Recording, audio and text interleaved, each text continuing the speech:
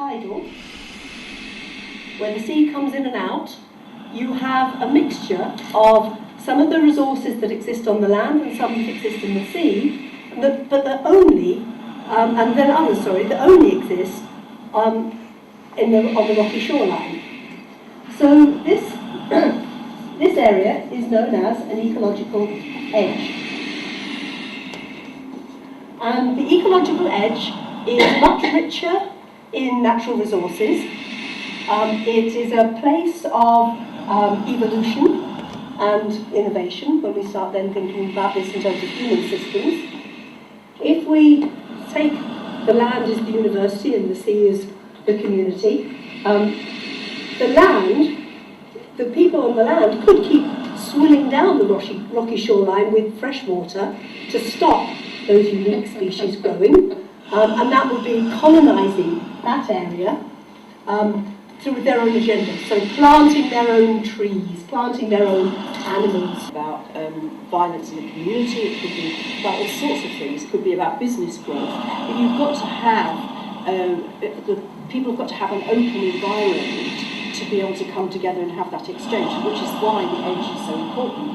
Now, I worked in government for 3 or 4 years.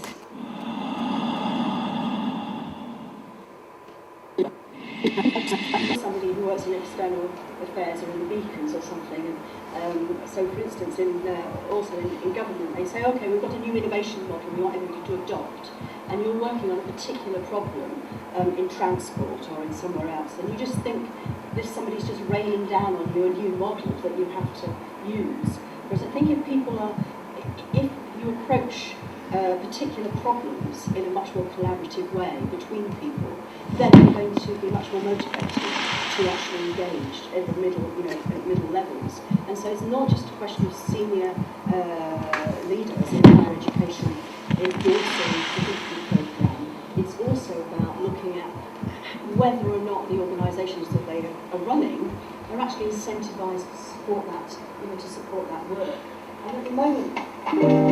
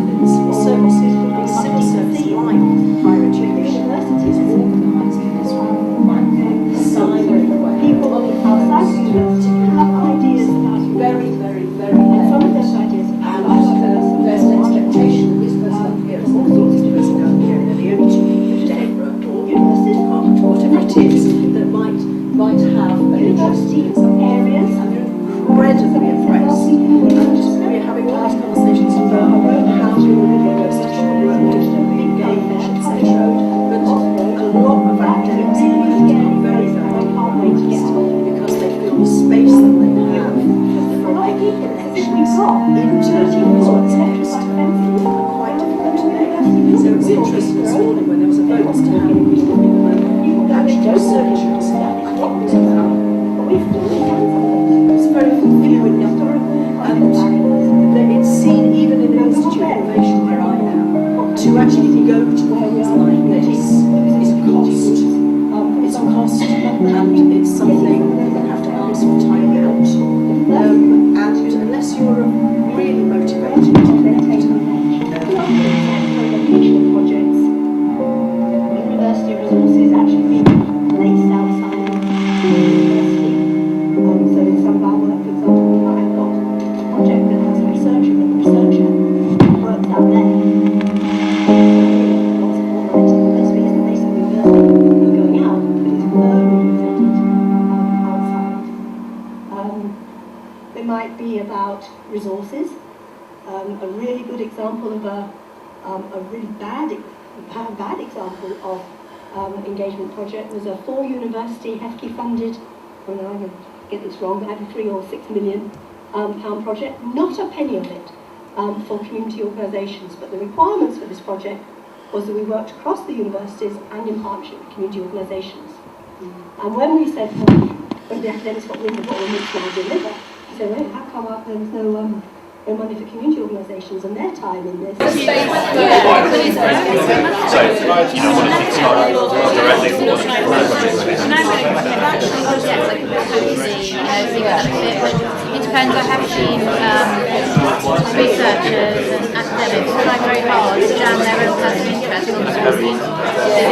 Just to fight support and sometimes occasionally frustrate themselves. I don't know, I think sometimes, and then that causes more damage in the long term as well, because the community group mistrusts us, and it's very hard to then kind of do that back in. I think the camera okay can be your own personal history. Yeah.